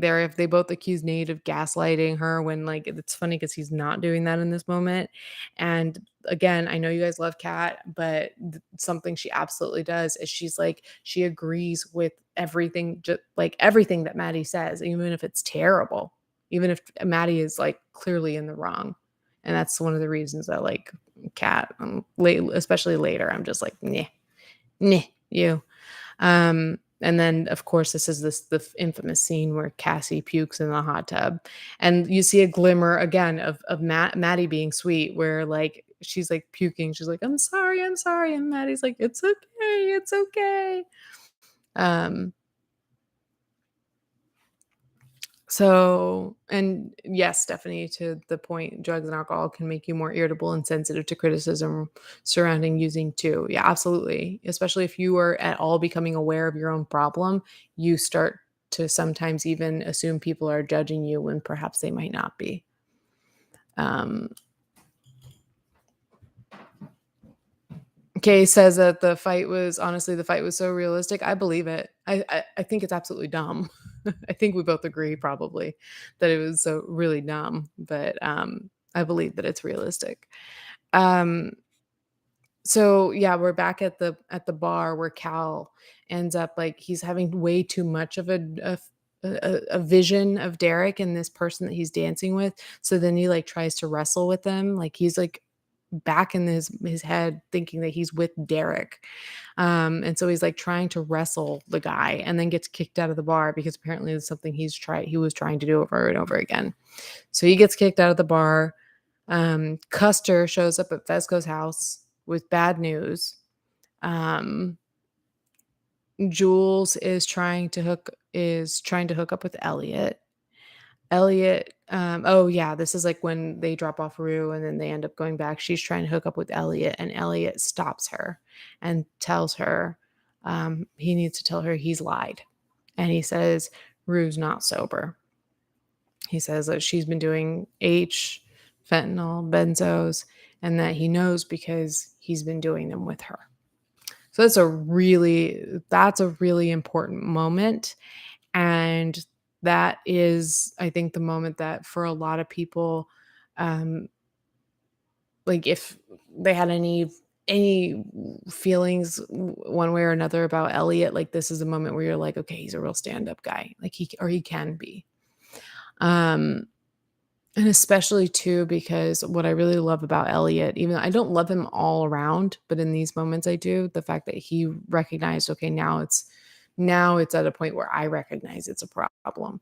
So I'm going to go ahead and tell the person who can help do something about it. And also like I need to wash my hands clean of this because I've been engaging in it and now I can't anymore. So he's like ratting on himself too. But, then later when they approach Rue and they have, like, these interventions, he even says, like, he doubts himself. He's like, this was none of my business, and I should have done this is not my place to get involved."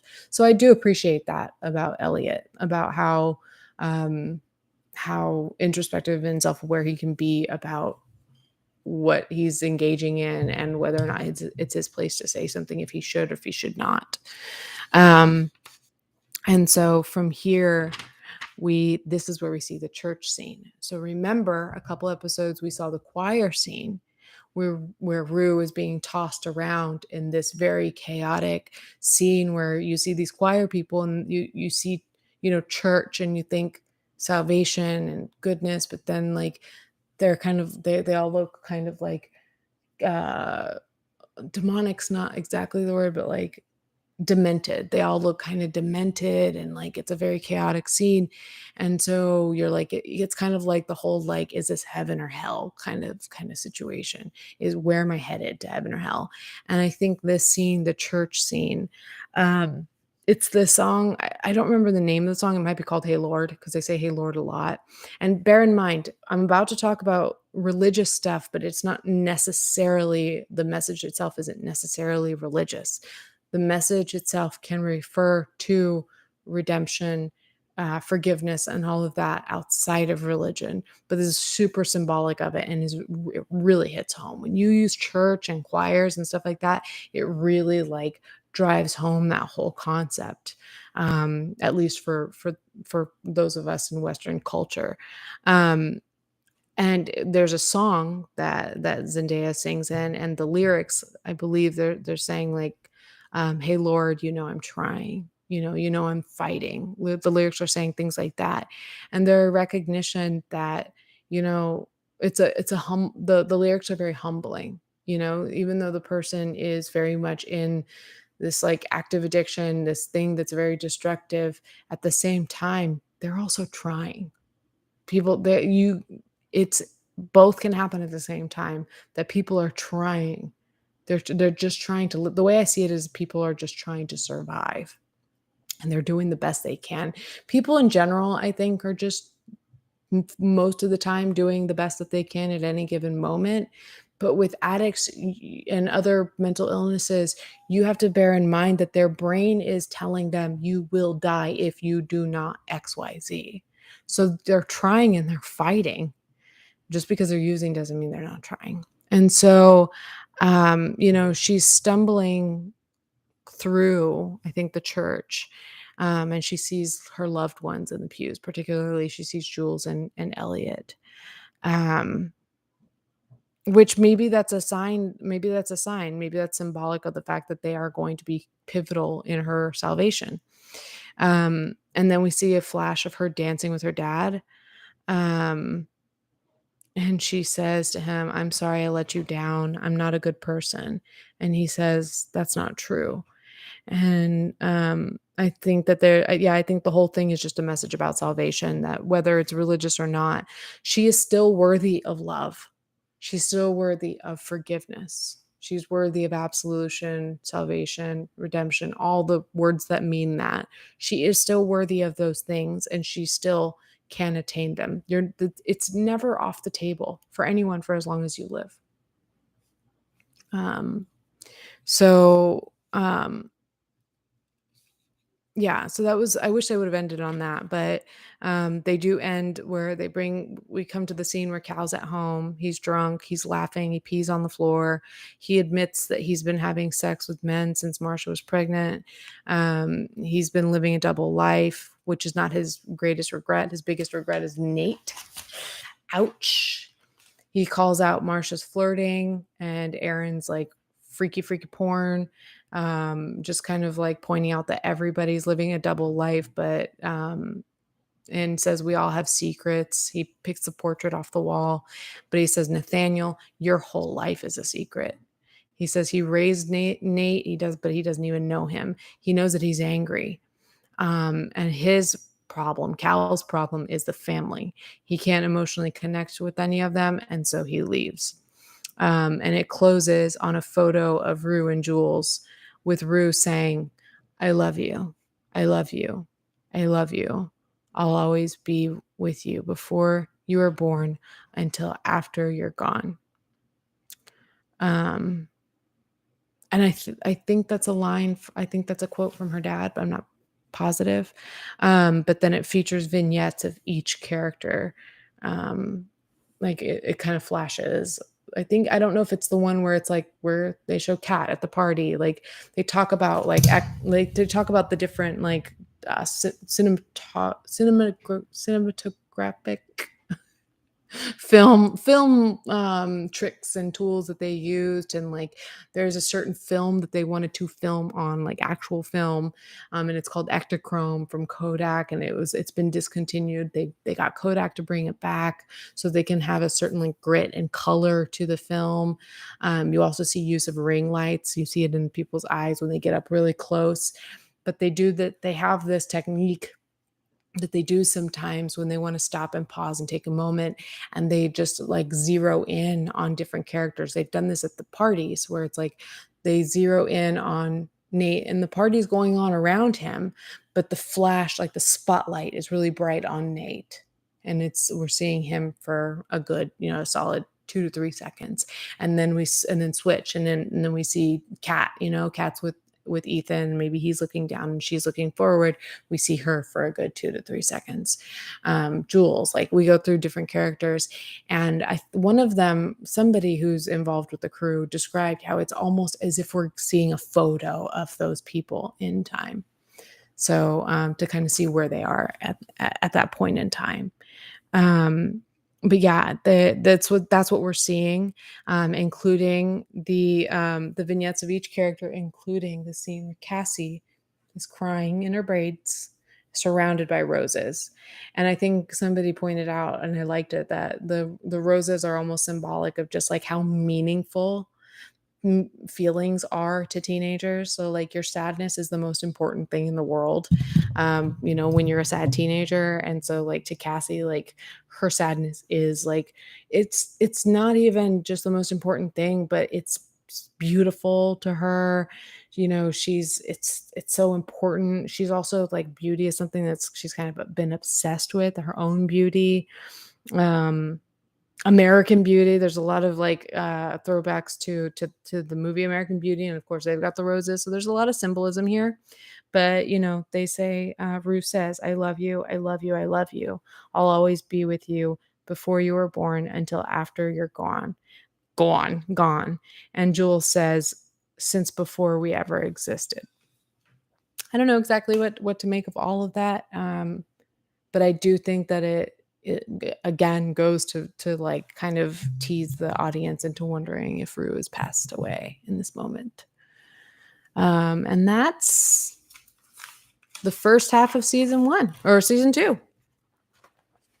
It was a very beautiful like shot of Cassie. I agree. I liked it. I talked to Amber about it, and she even said she wanted to recreate it with one of her clients since she does photography on the side. I'm looking to check in with the chat to see if there's anything that I need to respond to. Great recap. That was a lot. Thank you. It was kind of a lot. It was more than I expected. I thought it was going to be just a little bit because there's going to be so much in the next one, but we'll just be ready. It'll be a Friday night. So, but as for now, I'm hoping that it's early enough that you guys, if you're planning to go do anything fun for St. Patty's Day, that you get to do that. Cassie breathing on the door when it's like, and she's like, I should just get in my bathtub and have a photo where I'll do that while I'm dressed up as her. That's so funny. All right. Well, I am so tired. I don't know if I'm going to drink some caffeine or just get ready for bed, but I do need to get some packing done. Love this chat. This was a great chat. I love hanging out with you guys. Yeah, you go to bed, Rosie. But I'm glad that it was early enough that you could be here with these. These braids should be a regular look. Maybe. I never would have thought that I'd like them. I don't really like them on Cassie, but I'm not hating this look on me today. I thought I would. I thought I'd be like me about it, but I kind of don't mind it. When she's looking in the play, fogging up the window, like when she's angry and like kind of like when she's gone into this like when she's seeing red, it's all rage, and she's just like, yeah. All right, guys. Hopefully you will join me. If you haven't taken a moment to like the stream, please do so. This stuff is a lot of work, and we have great conversations around it. Feel free to bring your questions if you'd like to the stream tomorrow. But tomorrow we will wrap up season 2, which will get us all caught up to where we are on Euphoria and what to take away from it from an addiction perspective, in my opinion, in terms of what I was able to glean from this. All right, guys, I will see you tomorrow, and patrons will see you also on Sunday. If you're thinking about getting some sort of makeover, whether it be wardrobe or redecorating, join Patreon and DM me about it, and we'll figure something out. Love y'all. Talk to you soon. Good night.